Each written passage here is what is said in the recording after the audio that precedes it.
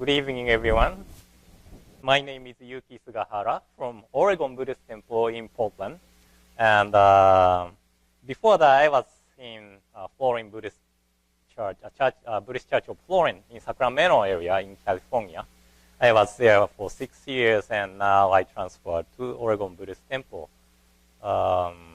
2014, I was a guest speaker for your Honko service. And at that time, my daughter was about a year and a half years old. One and a half years old. And now she's 5 years old. She graduated the kindergarten. She's gonna be the first grader from September. And I have another son named Hikaru. He is 20 months old. He's running around the temple when we have Sunday services. And when we are chanting, he starts to cry. So my wife has to take him out.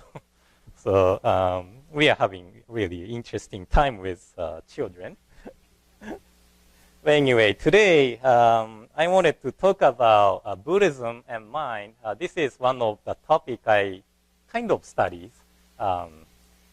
There's a philosophy of Mahayana Buddhism called Yogacara, or consciousness only, or representation only, or mind only school. And that's one of my main focus of study. So I want to little bit introduce to you what consciousness only is about. And I have a handout to give you. This is one handout, and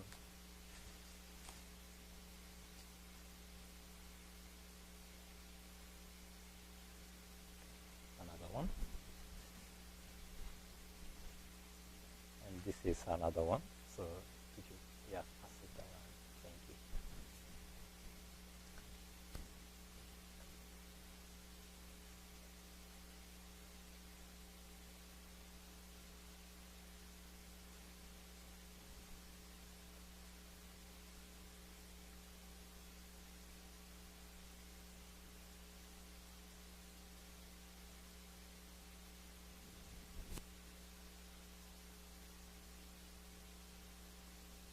Can you see the projection too? Can you see it well? Okay. Okay. So,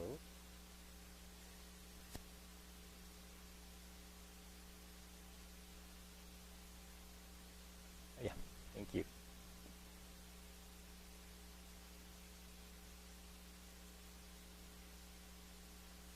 So how many of you know that Shakyamuni Buddha is a historical Buddha, and he did not leave any writings?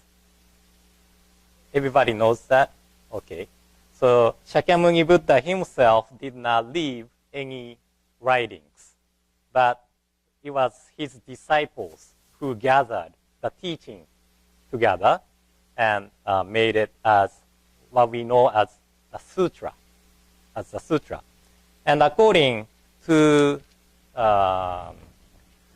it's not legend, but saying. It is said that he left 84,000 teachings. 84,000 teachings. That means there are a lot of teachings taught by Shakyamuni Buddha. And since there were 84,000 teachings, there are a lot of sutras. Not only one sutra. Christianity, they have Bible. So at the Oregon Buddhist Temple, I often receive a question: does Buddhist have something like Bible?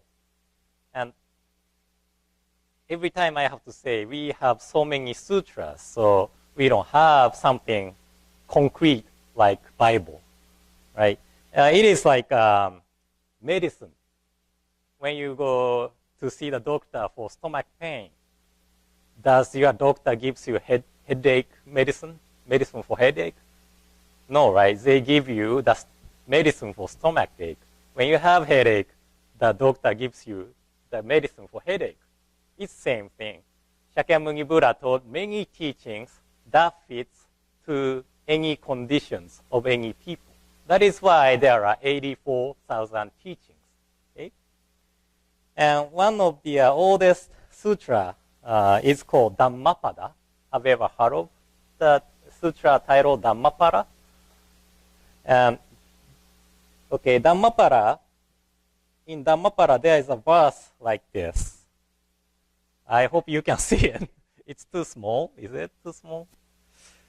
It said, doing no evil, engaging in what's skillful, and purifying one's mind.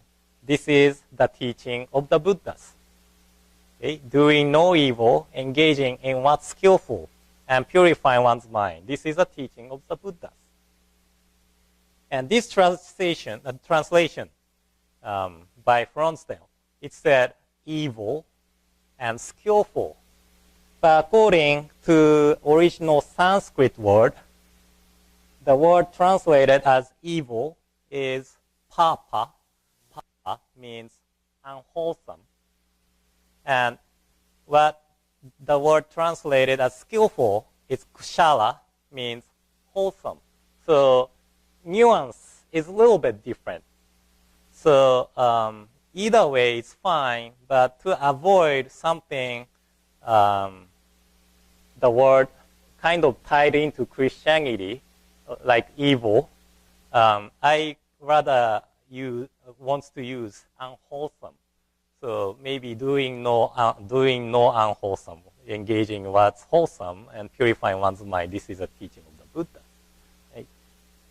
So regarding this verse, there is a story of traveling monk and a man. And a man asked traveling monk what the Buddhism teaching is about. So the traveling monk replied with quoting this verse from Dhammapada. Doing no unwholesome, engaging what's wholesome, and purifying one's mind. This is the teaching of the Buddhas. Then the man replied, what a childish teaching Buddhism is. Don't do bad thing and do good thing. Even the kids know that. Then traveling monk replied again. Buddhism is a teaching to investigate oneself why we cannot follow the teaching even the kids know. Does it make sense? Okay. So the investigation of our mind is really important thing for Buddhism teaching. And actually, the Dhammapada begins with a verse like this. First and second verse. All experiences preceded by mind, led by mind, made by mind, speak or act with a corrupted mind, and suffering follows, as the wagon wheel follows the hoof of the ox.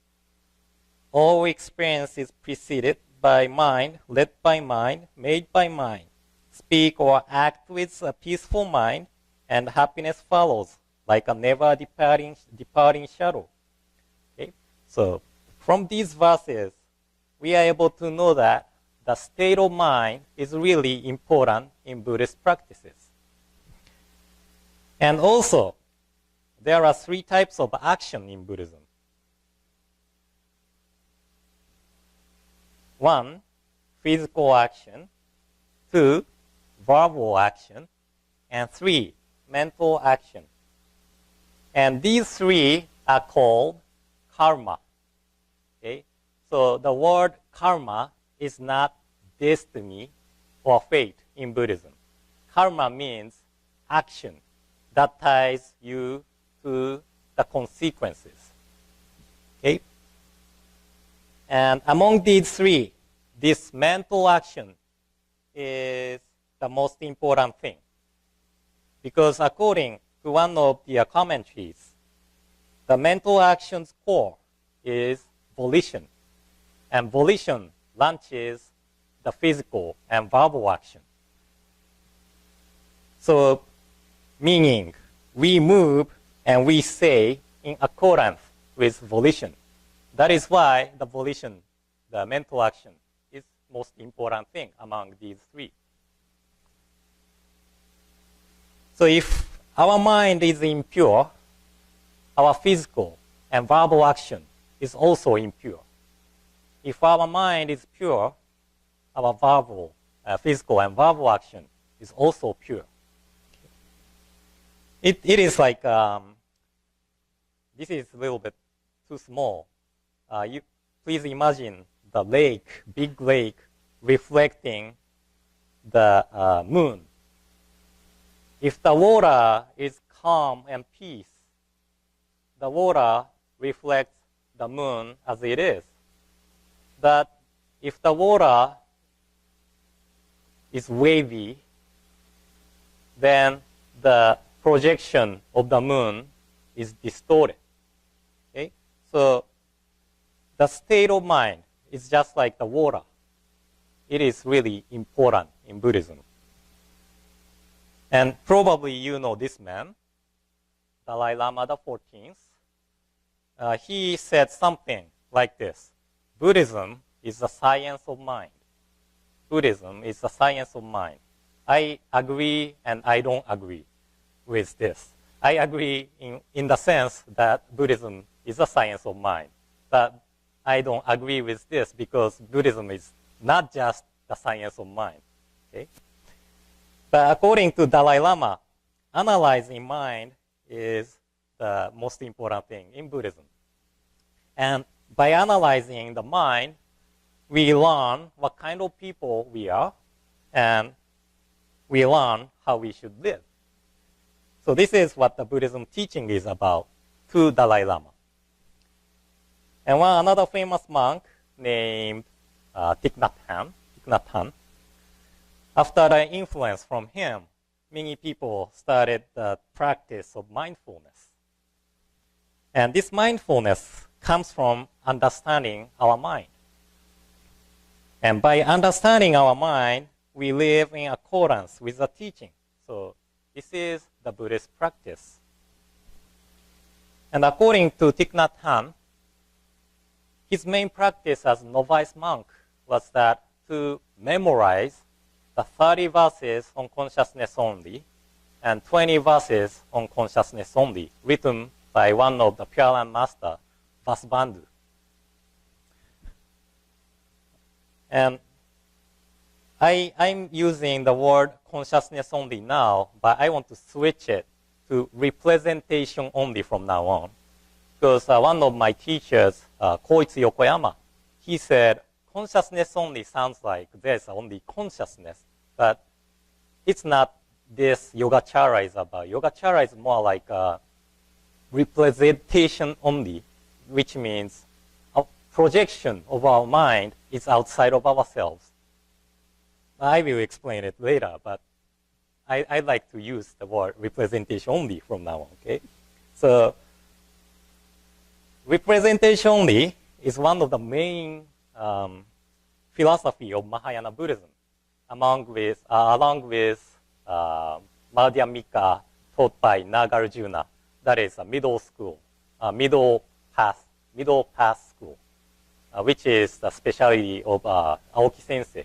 So if you want to know about Madhyamika, you want to ask Aoki Sensei. Don't ask me, okay? And this school is known for the deep understanding of mind, Yogacara, representation only. And the two monks I mentioned, Dalai Lama and Thich Nhat Hanh, they belong to different schools of Buddhism. Dalai Lama, Tibetan Buddhism, which is esoteric Buddhism. And Thich Nhat Hanh, Vietnamese Zen. So it's Zen. Zen is one of the Mahayana Buddhism. That they belong to different type of Buddhism. But in roots of understanding or basis of understanding of Buddhism, they follow the understanding of representation-only school. So understanding the representation-only school is really important to understand what Buddhism is about. Okay? However, representation-only is considered as the most challenging topic to maybe talk about and maybe to understand. There's a saying, 有意識8年、苦者の苦者3年。の有意識3年、苦者8年。So, representation only 3 years. Abhidharma 80 years. Which means if we study the one of the commentaries or treatise written by Vasubandhu titled Abhidharma Kosha for 8 years, we are able to understand representation only in 3 years.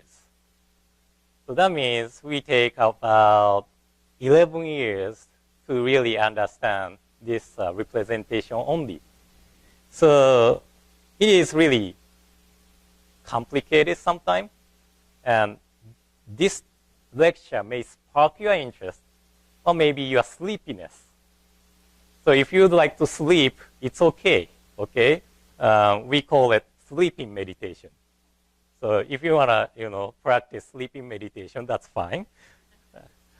So, okay, I handed out 2 handouts, one with just 1 page, back to back.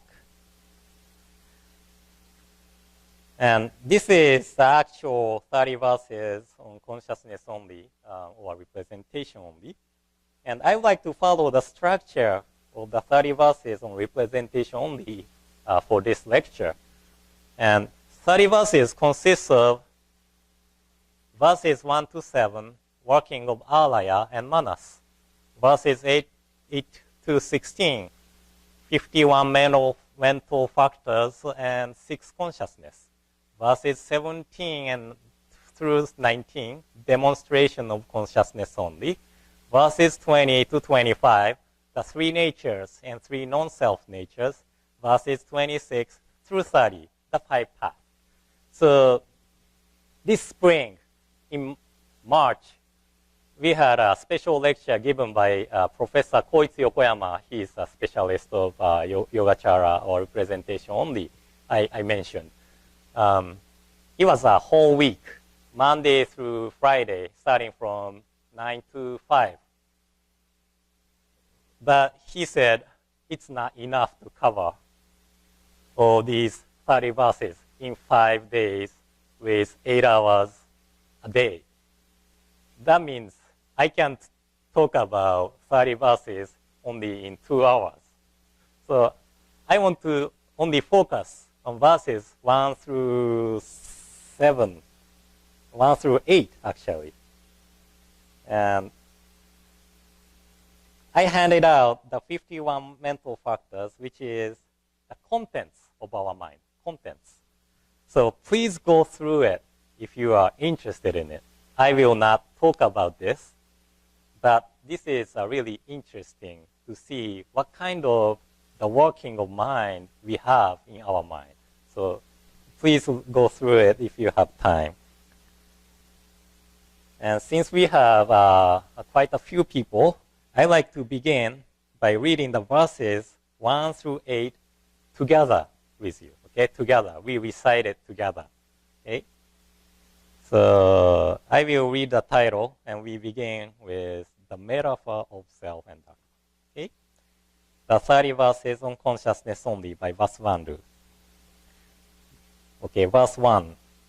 The metaphor of self and dharmas evolves in various ways. Upon the transformation of consciousness, thus transforming consciousness is threefold. Okay, verse 2. Retribution, thought, and perception of the external realm. First, the alaya, store consciousness, is also retribution and holder of all seeds. Okay, verse 3. That which it grasps and holds, its location and its perception are imperceptible. It is always associated with mental contact, attention, feeling, conceptualization, and volition. In it, the only feeling is one of indifference. Verse 4. It is undefiled and morally neutral. And the same is true of mental contact, etc. It always evolves like a flowing stream and is abandoned in the state of arhat. Verse 5. Next, the second transforming consciousness. This consciousness is called manas, thought. It evolves supported by that store consciousness and with it as its object and has the nature and character of thinking. Verse 6. It is always associated with four passions: delusion about self, view of self, self-conceit, and love of self, along with others such as contact. Verse 7. It is defiled and morally neutral and bound to the place of birth. In the arhat, the samadhi of cessation, and thus from mundane path, it does not exist. The backside. Verse 8. Next, the third transforming consciousness, with its sixfold distinction, its nature and character are that of perception of the object, and it is good, bad, or neither. Okay. So if you made sense just by reading this, please go home. I don't have to explain about this today, but it's kind of difficult to understand just by reading it. So I try to make it easier to understand, but I just try. So if you don't understand it, I tried, but I'm sorry. Okay, so okay, never mind. Actually, let's begin from finding where our mind is. Where is our mind? Where is it? Can you find it? Is it here? Is it here? Nobody? It's hard, huh? It's hard to find. Okay. So, according to sutras, there are 6 consciousness which consist mind. Okay? Visual consciousness, that is a working of seeing. Auditory consciousness, hearing. Olfactory consciousness, smelling. Gustatory consciousness, tasting. Tactile consciousness, touching. Mental consciousness, thinking. But after the deep meditation, the monks found 2 deep mind or subconscious or latent area of mind. One is called manas, or afflicted mental consciousness, mind of self-attachment, and storehouse consciousness, alaya. Okay? And 30 verses on consciousness only, or representation only, begins from describing the alaya consciousness, storehouse consciousness. So I will explain from alaya. And did you know that you have heard of this word before? Alaya? What is this mountain? Do you have any idea? Did you forget your mouse to your house? Do you have mouse today? Okay, this is Himalaya mountains. Himalaya mountain. Himalaya. So Himalaya mountain. This consists of 2 Sanskrit words, combination of 2 Sanskrit words. One, hima. Hima means snow. Alaya is storehouse. So Himalaya mountain is the mountain of the storehouse of snow. Himalaya. That describes the name of this mountain really well, right? Himalaya. So you have heard of the word alaya before in your life. So then, what alaya consciousness stores? What alaya consciousness stores?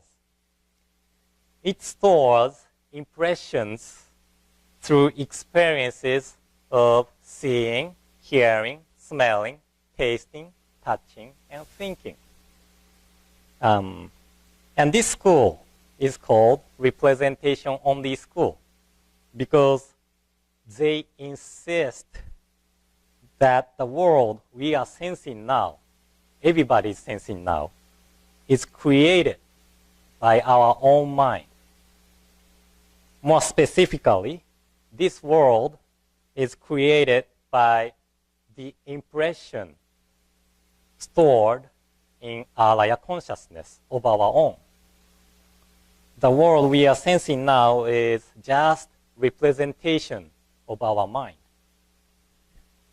To make it easier, I made a chart. So, 6 consciousness. We see, hear, smell, taste, touch, and think through 6 consciousness. And manas, we are storing the impressions acquired through experiences into alaya, storehouse consciousness. And there are 3 impressions: pleasant, unpleasant, neither. These 3. Okay? And these impressions are stored in alaya as potentiality. It's called a seed in English. And it appears to our surface mind. Surface mind means 6 consciousness. So we have 2 ways of working of alaya. Input. This is a working of input. And output. So now I'm looking at everybody's face and I'm inputting the information into my alaya with the impressions of you. Some people look sleepy, so I'm storing the impression. Oh, this person may be sleepy. Oh, maybe this person may be bored or something, right? I'm storing the impression here and projecting it again to outside. So I'm now looking at everybody as it is. I'm looking you with my impression. So I'm creating all of you right now from alaya, storehouse consciousness. So it can be like hard disk recorder. Do you have hard disk recorder? You can record TV program, right, into hard disk recorder, and you can watch it anytime. So there is a working of input into hard disk recorder, and also the working of output to show it on the TV.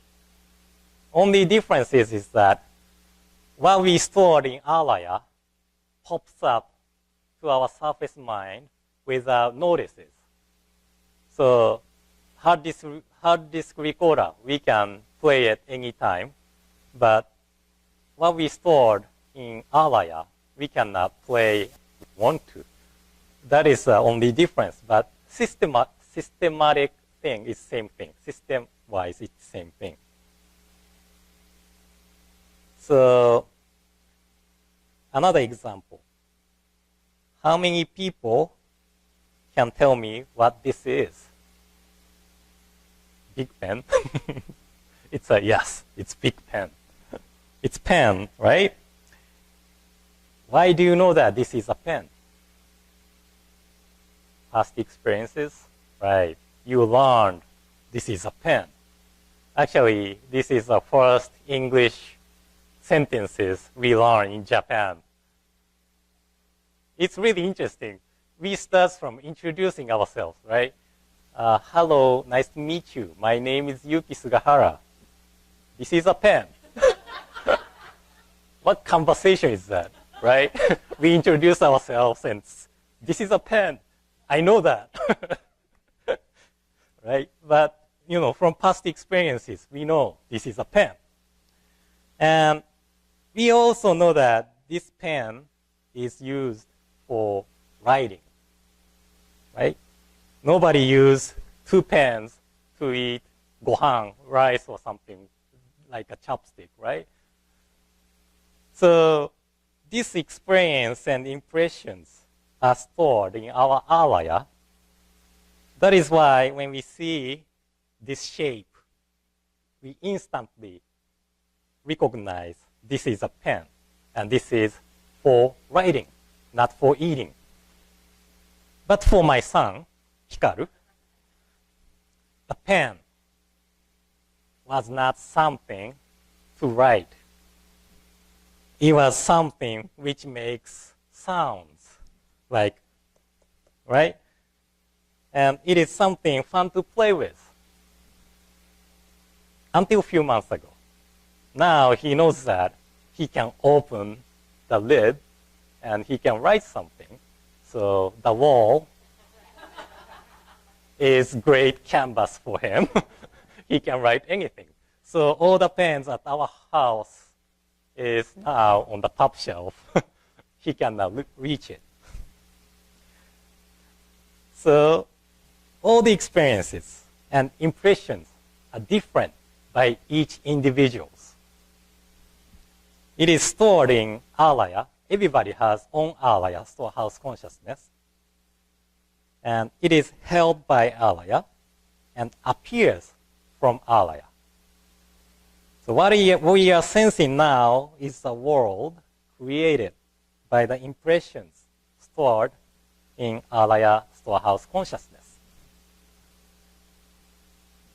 So we are looking at the same thing, and we are touching same thing, but there are differences of impressions by each individuals.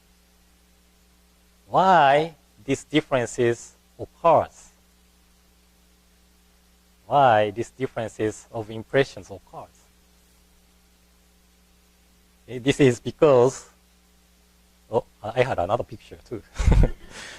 This is because of the working of manas, afflicted consciousness, or self-attachment consciousness. So to explain this,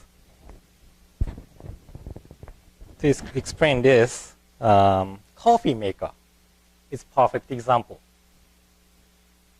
The water itself has no color, right? Water itself has no color.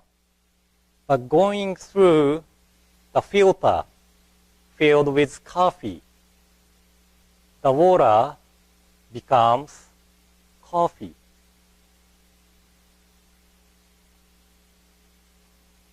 Does it make sense? The water itself has no color. Taste? It has taste. By going through the coffee filter, this clear water becomes coffee. Okay? So, as same as this, by going through manas, afflicted or self-attachment consciousness, we are adding our own colors, own values to the pure experiences. So water itself is just like a pure experience. But by going through the manas coffee filter, it becomes coffee. We are adding our colors, our values to it. Our own values, not the universal values. And this coffee, or the colored experience, is stored in alaya consciousness. So all the experiences are colored by our own mind. And I left the word tata here, tata. You have heard of the word tata before too. What is a statue? Amida Buddha, or Amida Tathagata. Tathagata. Tata means suchness. Tata means oneness. Tata means true reality. It's hard to translate it. I asked the Oregon Buddhist Temple's member does the word suchness make sense? And everybody said no. But suchness is something we cannot make sense. So it's okay. So tattva is suchness, oneness. True reality is maybe the perfect translation. True reality, true reality. So tattva is Sanskrit word meaning true reality. And tathagata is same thing. Tattva and agata, two Sanskrit words. Agata means come. So tathagata is the one who appeared or came from true reality. True reality. That is tathagata. And Amida is infinite wisdom, infinite compassion. So the working of infinite wisdom and compassion appeared from true reality. That is Amida Tathagata. But today I'm not here for talking about Amida Buddha. When I talked about Amida Tathagata or Amida Buddha, I spent 1 hour, so I don't think I have time for this today. But everything is a manifestation of true reality itself. But we are adding our own colors to people and things.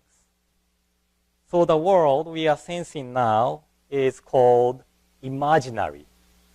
Imaginary. We are not seeing the world as it really is. So here is the idea of 3 natures, 3 qualities of representation of the school. Dependent means tata, true reality, suchness, oneness. So everything is a manifestation of true reality itself. But we are viewing imaginary with imaginary view of ordinary being. But Buddha sees dependent thing as dependent thing. So it's called consummate. So this is the 3 natures. This is the verses 20 to 25 of the 30 verses. So I will just briefly introduce this idea. And as I said, our view is imaginary. We add our own colors, values to what we experience. And Buddha means the awakened one. Buddha means the awakened one. The awakened one sees people and things as it is. So the Buddha's view is consummate. So to prove this 3 nature is actually true, I want you to explain this being with simple word, like wearing glasses. Can you explain this being named Yuki Sugahara?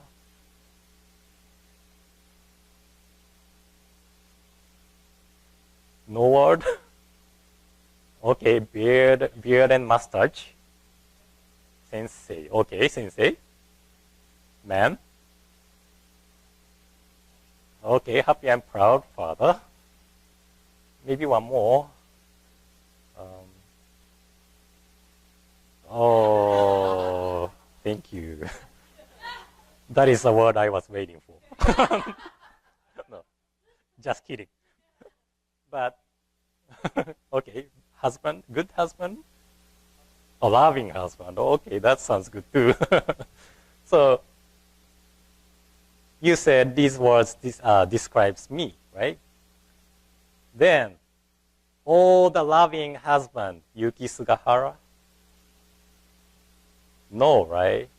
Oh, the senseis, Yuki Sugahara? No. Oh, the man, Yuki Sugahara? Oh, what was it? Happy and loving father, Yuki Sugahara? No. And does everybody have beard and mustache? We have two here too.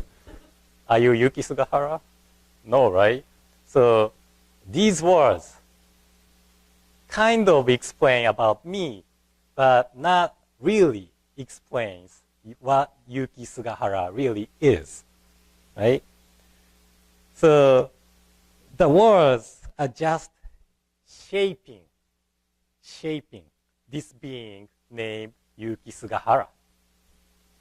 So we add our own colors. Somebody said handsome, right? Some people say, no, he's not handsome, right? So we add our own colors or own values to all things and people. But nothing really exists as we think. Everything we are sensing now is imaginary, just representation of our mind. And in one of the sutras, titled Avatamsaka Sutra, it said, mind is like a skillful painter. Mind is like a skillful painter.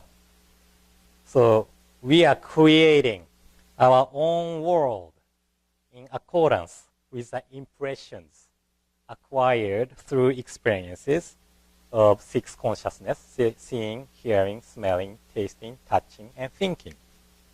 And we are attaching to the world as if it is true and real. But the world outside ourselves is not actually existing as we think. So the world we are sensing now is false and empty because of the working of manas, afflicted consciousness. So it is a world just created by our own mind. So the manas add colors, values to the things and people.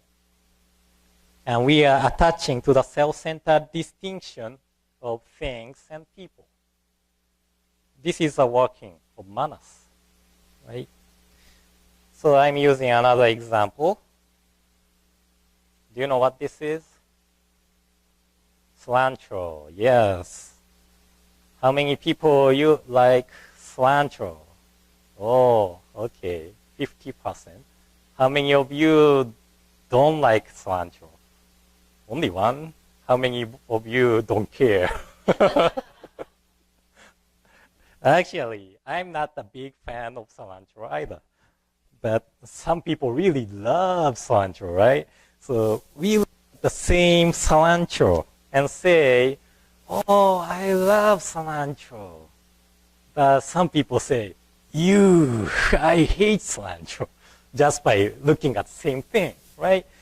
So this happens because of the working of manas.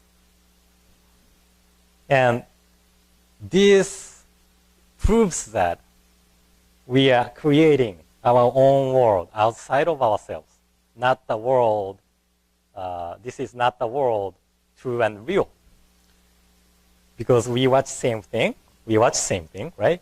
And we say and feel different things. So this is my first half of the lecture. And, Aoki Sensei said, take 15 or 10 minutes. No, if I say 10 minutes, it becomes 15 minutes, right? So 10 minutes break between. So I want to describe how representation school understand the other people for their next beginning of the next half.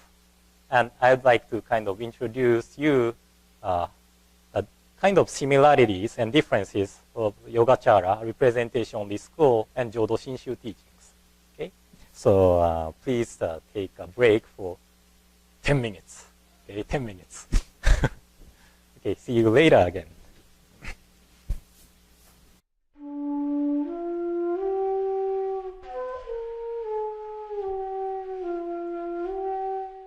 Wow. The day is really long in Vancouver.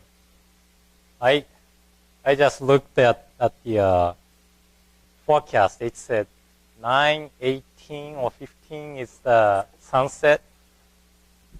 Wow. Portland, only 15 minutes different. Actually, it's 9 p.m. But when I was in Sacramento, it was much earlier. Yeah. And in Japan, 8 o'clock in summertime, it gets really dark, starting to actually gets dark. So, yeah, that's really amazing. Yeah. Right. So my children's bedtime is around 8, and outside is really, bright, so they can sleep at 8 p.m. And last time we had a World Buddhist Women's Conference at Calgary. We had a chance to go to Banff, and I think their sunset time was like 11 something. Yeah, it was really late, and it was really bright until 11 something.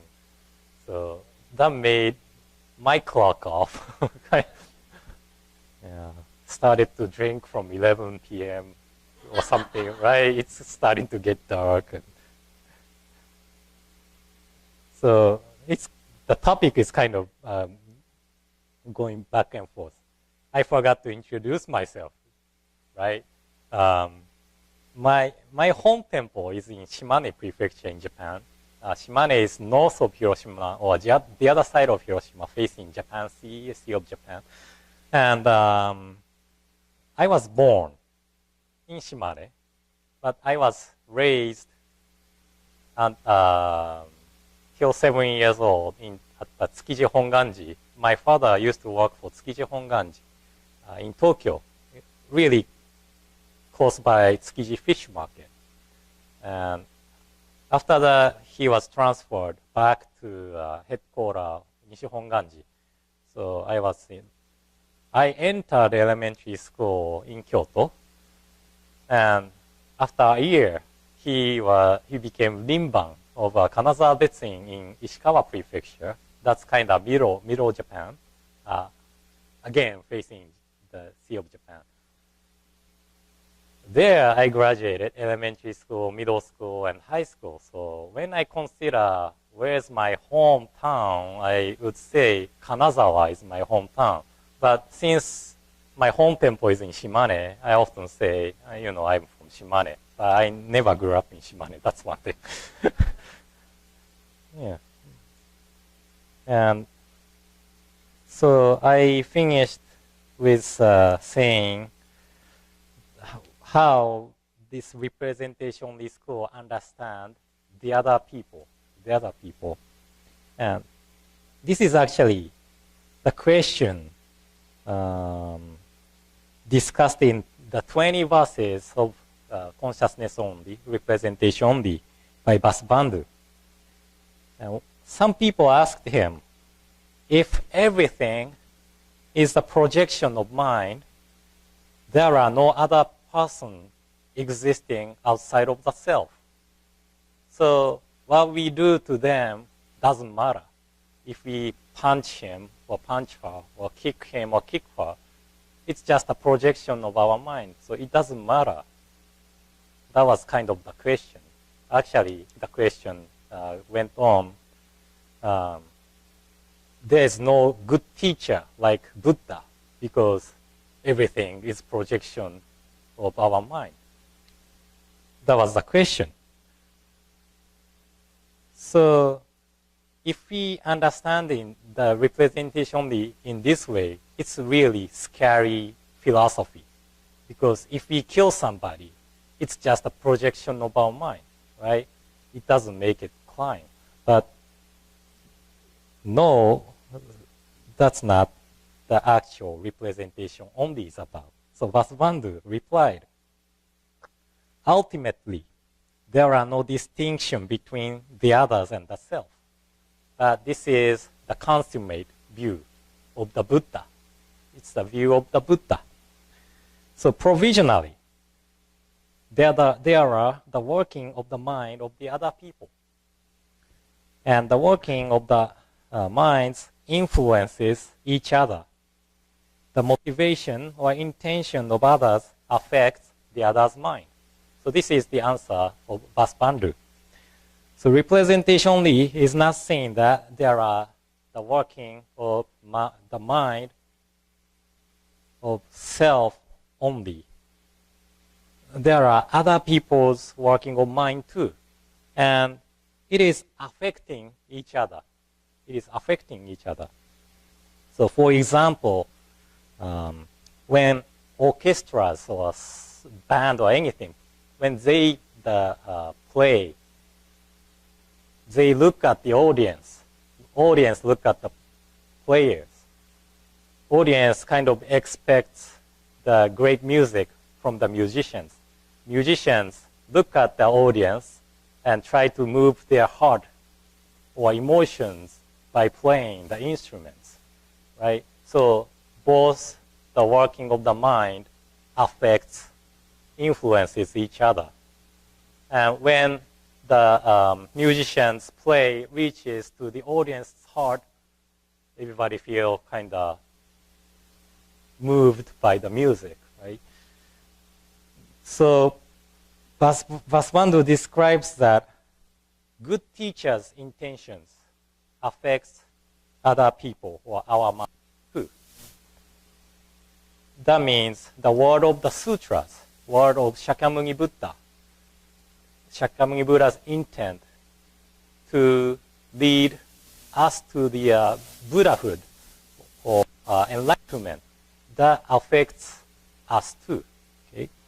So in one of the commentaries written by Vasubandhu, he describes that the words of Buddha flows from the purest realm of Dharma. It comes from, or flows like a river, flows from the purest realm of Dharma.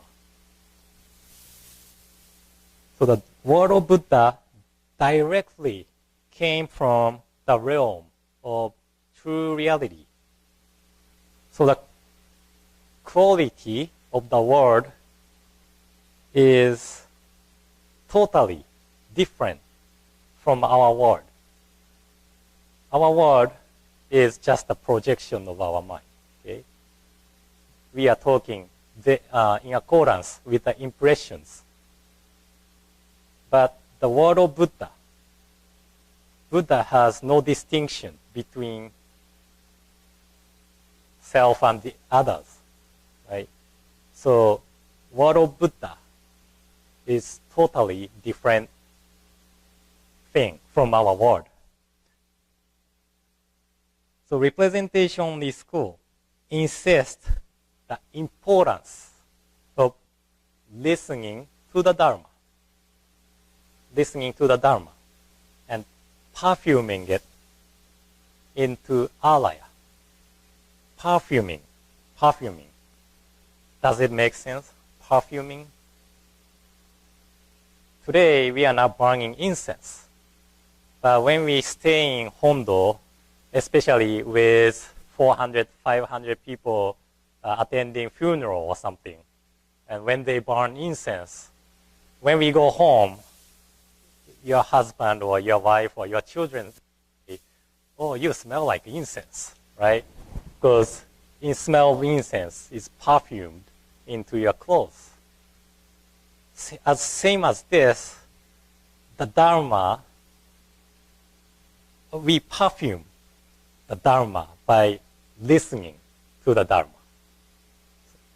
And as I said, the word of Buddha is totally different from our word. It penetrates manas and stores into alaya as pure seed or pure potentiality or, to become a Buddha or to become enlightened being. So here we kind of have similarities to Jodo Shinshu teaching, right? I think you have heard this term before. Listen to the Dharma. Listen to the Dharma. I think, I don't know if Sensei would say it or not, but BCA, Nisei ministers or elder ministers, they often talk about, oh, listen to the Dharma, right? So, Wijoro Shinshu emphasize the importance of listening to the Dharma too. And differences of representation only and Jodo Shinshu's teaching is a way of practice, how we practice. That is a different thing. So similarities between representation only and Jodo Shinshu is listen to the Dharma. But differences, how we practice. This is a different thing. Okay? And representation only school, they focuses, oh, this was missed it. So yeah, the others affects each other, right? And creates the world together. Okay. So practice of representation only school, they focuses on the practice of meditation called shamatha and vipassana. Shamatha is calming. And vipassana is contemplation. So the practice of calming ourselves and contemplate on the teaching or the Buddha is the practice of shamatha and vipassana. And this is a practice of representation only school. But one of the sutras they relies on called Samdhi Niromochana Sutra. Samdhi Niromochana Sutra. In Sanskrit, when we pronounce CA, it becomes the sound cha. So Samdhi Niromochana Sutra, it said not to abandon the one's wish to attain Buddhahood, and the words of sutra is necessarily to perform shamatha and vipassana correctly. So even to practice meditation, they need to have the wish to attain Buddhahood and the words of sutra. That means we have to listen to the words of Buddha to practice meditation correctly. So to listen to the words of Buddha, words of sutra, is important factor of the representation only school's practice. Here we have similarities again, right? Wijoro Shinshu. When we listen to Dharma, strictly saying monpo, or ochomon, it means to strictly saying, listening to the Dharma in Jodo Shinshu means to hear the primal vow, to hear the primal vow of Amida Tathagata. This is what listening to the Dharma in Jodo Shinshu means. But the word hear, it's kind of vague word to understand, right? It's what hear means, right? Hear, what does hear means? Here in kanji character, this has a meaning here, but also means to accept. Accept. Okay? So when we say listen to the Dharma, that means we accept the working of Amida Tathagata. So this time, today, I brought a souvenir from Oregon to Aoki Sensei. So I gave it to him, and when I gave it to Aoki Sensei, I said, oh, this is souvenir from Oregon. And when he received it, he didn't say, or he didn't doubt me and say, is this really from Oregon? But he said, oh, thank you, arigato, right? So this acceptance, this act of acceptance without doubt, it's called shinjin in Jodo Shinshu. Often translated, shinjin is often translated as faith, right? Faith. But from this understanding, accepting, it is more like an acceptance of the working of Amida Tathagata, or the primal vow. This is Shinjin. And there is a passage by Shantao, one of the seven Pure Land masters from China, which was quoted by Shinran Shogin in one of his writings, or his main writings, titled Kyogyo Shinsho, the True Teaching, Practice, and Realization. This is a word. Deep mind is the deeply entrusting mind. There are two aspects. One is to believe deeply and decidedly that you are a foolish being of karmic evil, causing birth and death, ever thinking and ever wandering in transmigration from innumerable kalpas in the past, with never a condition that would lead to emancipation. The second is to believe deeply and decidedly that Amida Buddha's 48 vows grasps sentient beings, and that allowing ourselves to be carried by the power of the vow without any doubt or apprehension, we will attain birth. And the word translated as the power. Power. In Japanese, or in Buddhist term, it's called Rikyu.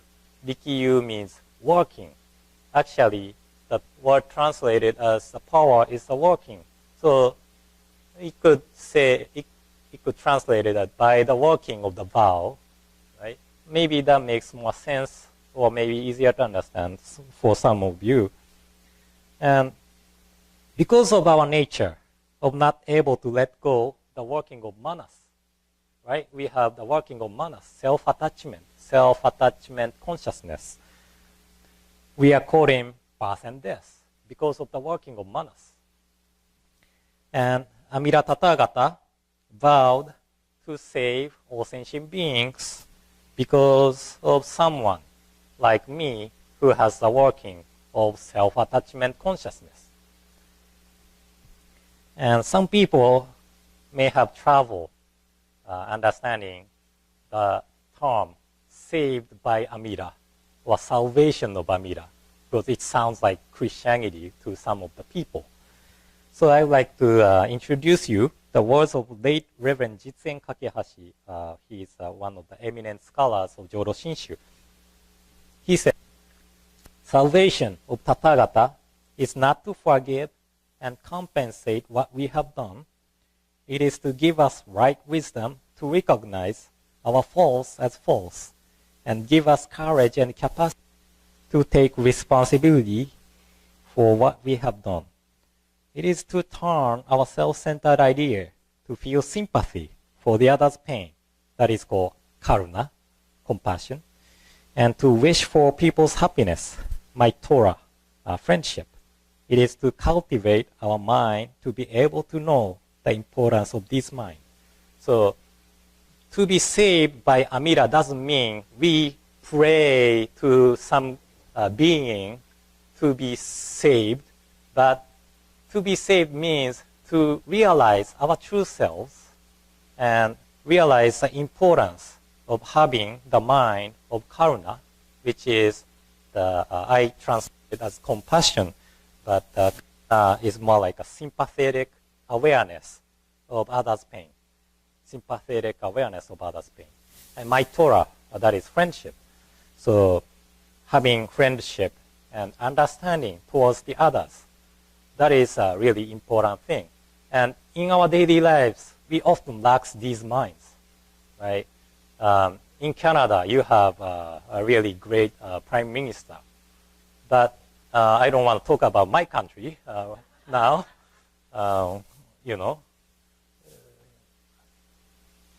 Well, it's too political, so I don't want to talk about it. But we often feel that we are lacking the compassion, friendship, and understanding towards other people.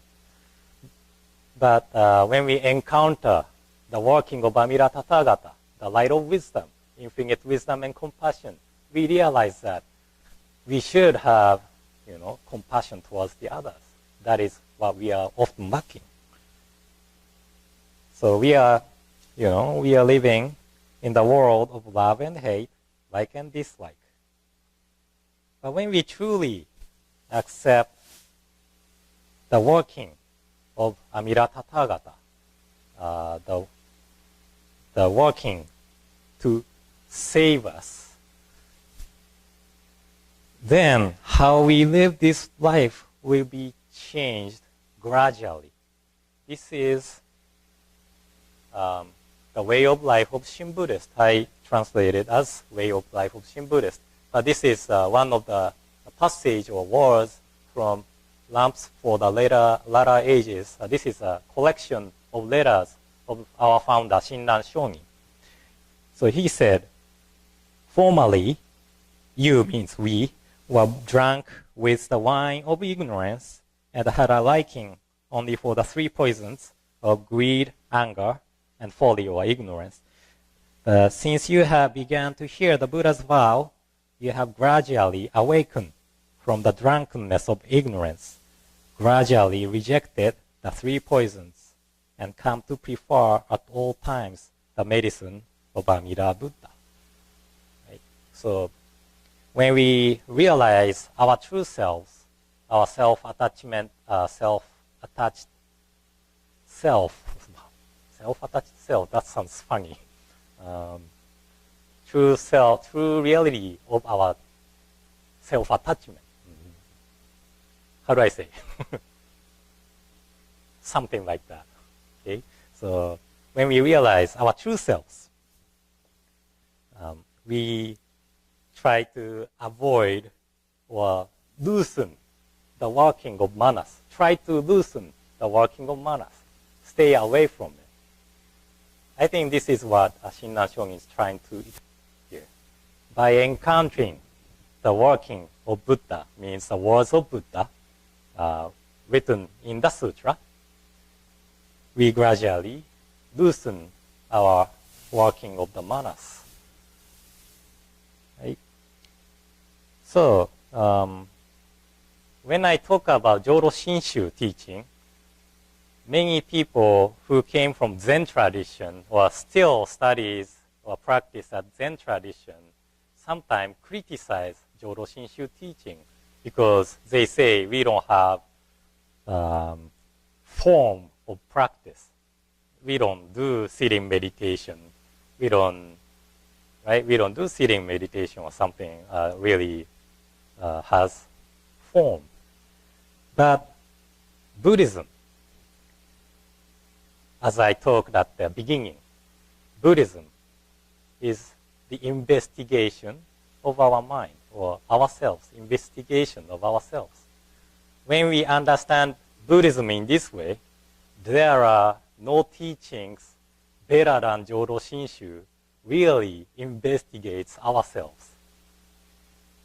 How can you say, oh, I'm foolish being, right? Nobody wants to call ourselves a foolish. But when we truly realize our true selves, we cannot help but call ourselves a foolish because of our self-attachment. That is because we encountered the working of Amida Tathagata, right? These two together comes together and forms Shinjin. So, and this Shinjin becomes the cause of our attainment of enlightenment or Buddhahood. Do you know the ultimate goal of Buddhism? What is the ultimate goal of Buddhism? To become a Buddha, right? Other teachings, according to Shinran Shonin, that is a great path. Of course, it is a great practice. But since Shakyamuni Buddha, nobody ever attained Buddhahood by following that practice. But because our practice, Joro Shinshu, our practice comes from Buddha's side, right? Our practice is Buddha's practice. Buddha directed the virtue or practice to us within Namo Amida Butsu, we are able to attain Buddhahood, right? So when we consider Buddhism in two ways, one, investigation of ourselves, Joro Shinshu is Buddhism. Two, the teaching to attain Buddhahood, Joro Shinshu is Buddhism. So we have to say Joro Shinshu is Buddhism, right? So Joro Shinshu is thing, but Buddhist teaching or Buddha's teaching, right? So last half kind of became the introduction to Joro Shinshu, but now you know kind of the similarities and differences of the practices and you know the philosophy, right? So I hope this helped you understand or investigate your mind, and to investigate, and this helps to the 51 mental factors, and like page 3, 6 root afflictions, 20 secondary afflictions. So out of 26 out of 51 are afflictions, right? So when we look at this, we can kind of reconsider our actions, our daily lives. So this is just like a map of your mind. So please go through this when you have time. And I hope my lecture helped you something to understand Buddhism teaching and Jodo Shinshu teaching. So if you have any questions, I have 18 minutes. So this is on one of the book from Honganji Shuppansha no Seiten Seminar, Kyogyo Shinsho Shinkan, chapter of Shinjin. Almost last page of the book. Almost last page. Seiten Seminar. I translated, so I don't know if my English is correct or not. But I think really, I like his explanation. Yeah. Because when we just say saved by Amida, some people really have allergy. Yeah. Okay, then thank you very much for coming, and thank you very much for inviting me today. And I hope you have a great evening today, and hope to see you tomorrow too. No, tomorrow. Day after tomorrow. Right, day after tomorrow. Right. Okay. Do I need to ask Aoki Sensei to come, or maybe we can close with Gassho and Nembutsu? So please put your palms together. Namo Amida Butsu. Namo Amida Butsu. Namo Amida Butsu. Namanda Butsu. Namanda Butsu. Okay, thank you very much. はい、ありがとうございました。